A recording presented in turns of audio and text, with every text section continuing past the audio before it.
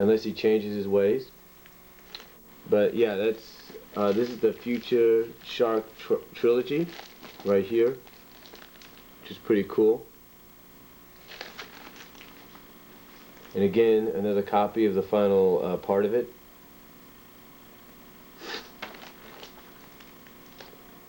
And this is basically an issue centered around Splinter's birthday. It's a little bit more comedic, and I think you could see that by the drawing styles.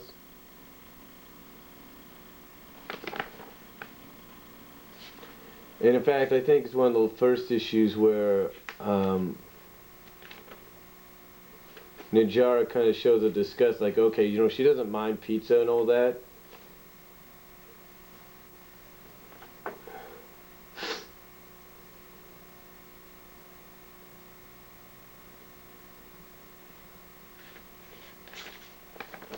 Right there.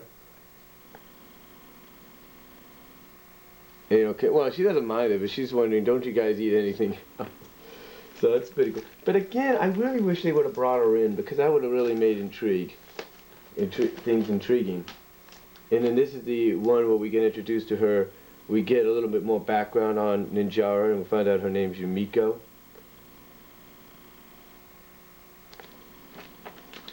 Then this here is the Black Hole. This is the prelude to the Black Hole trilogy, which leads into the 50th anniversary issue.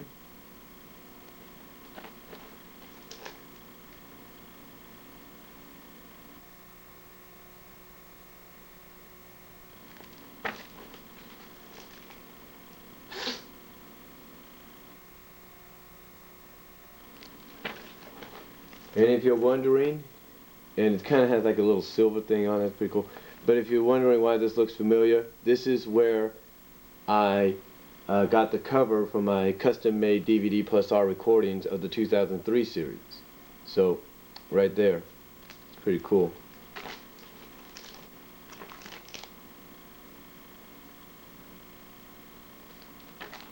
And then right here is the Annuminous War. I had this issue originally. I bought it. I don't know how it happened. I think it was accidentally destroyed. But I ended up getting it back. I think I have the first part somewhere. I don't know where. But I have the first part somewhere.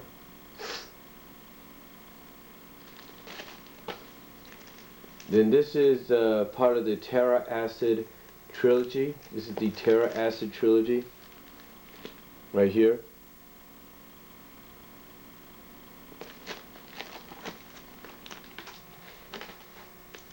And this is the Blind Sight two-parter. This is actually sort of some of the things that take place after. And this here, this is not one that I bought off Mile High or anything. This is one I actually bought originally. Originally bought this. Again, it just blows my mind, like I said, that they never you know, released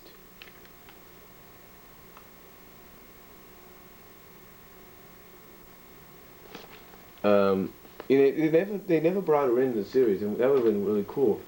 The one thing I will say about the Terra Acid trilogy is it's the first time, and if you're a fan of this, you might have read it, where Raphael calls Ninjara Hun, and she's like, Hun? Hun? He called me Hun. You know, that's pretty cool. Here we have another issue. Right here. Then right here, again, this is my original issue. This is the one I bought originally. Oh yeah, it's got that smell in it. But there's the poster that came with it. And this is this is what we're introduced to a character that looks like Yumiko. I mean, like Ninjara, but her name's Mezcal. You see? Her name is Mezcal. It's like, well, wait a minute. She looks like her, but yet she's not. And I'm thinking maybe it is her. Maybe it's a descendant, but I'm thinking honestly it could be her. Maybe they went back in time in an untold story and brought her back and renamed her or something. I don't know. But to me it looks like her. And then this one I got from Mile High. This is basically to promote the Cyber Samurai Turtle figures. Um, the reason, and it's not, and believe it or not, these comics are not the only area they debuted in.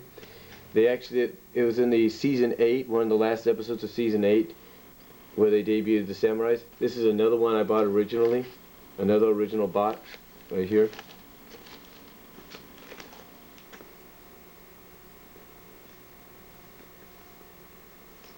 As well as right here, it's part 3. There's another original buy. This, of course, is from Mahai. The only thing I don't have is part 5. I might still be able to find that somewhere, and I think that's issue 66. And in here, after that, is where we really start kind of getting into what I consider the down point of the comic series, and what I think really spelled the end of it. And because like I said, when I talked about the Furlong comic books that I have, I said one of the reasons I got them is because that's why I heard Ninjara Yumiko showed up last. And I thought to myself, if they wouldn't have broken this character off from Raphael, there probably would have been more issues. And I think there's a story that was supposed to come out, I don't know if it has come out by Archie Comics, which is a story that they didn't get to do where she is in it. So we'll see what happens. But these are the 3 out of 4 issues of the Moon Eyes saga, basically what many would consider the farewell of Ninjara, and the end of her and Raphael's relationship, which, believe it or not, I'm pretty sure pissed off a lot of fans.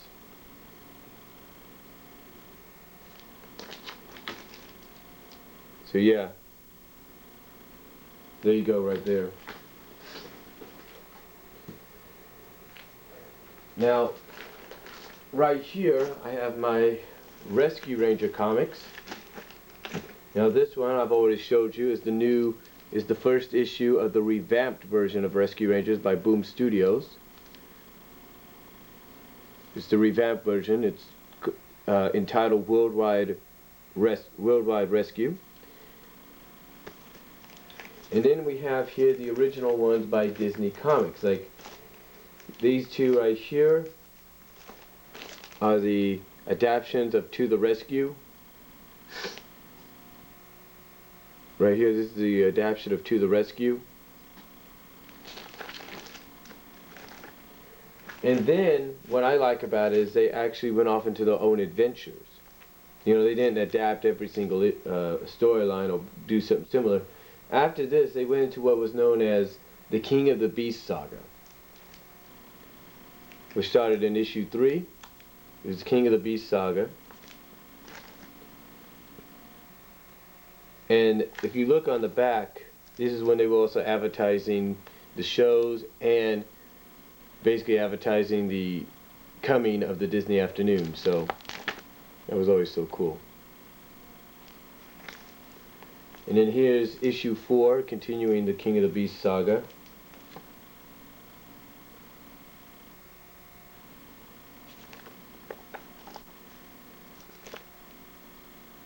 Continuing right there.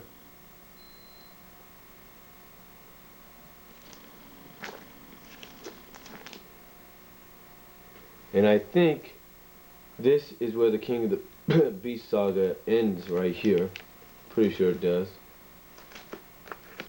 Yeah, this is the issue right here. It's issue 6. So it's basically from 3 to 6. You're looking at a 4-part King of the Beast saga.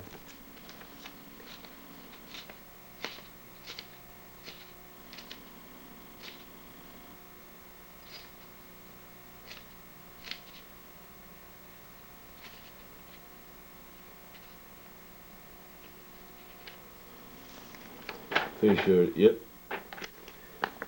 The end's right here.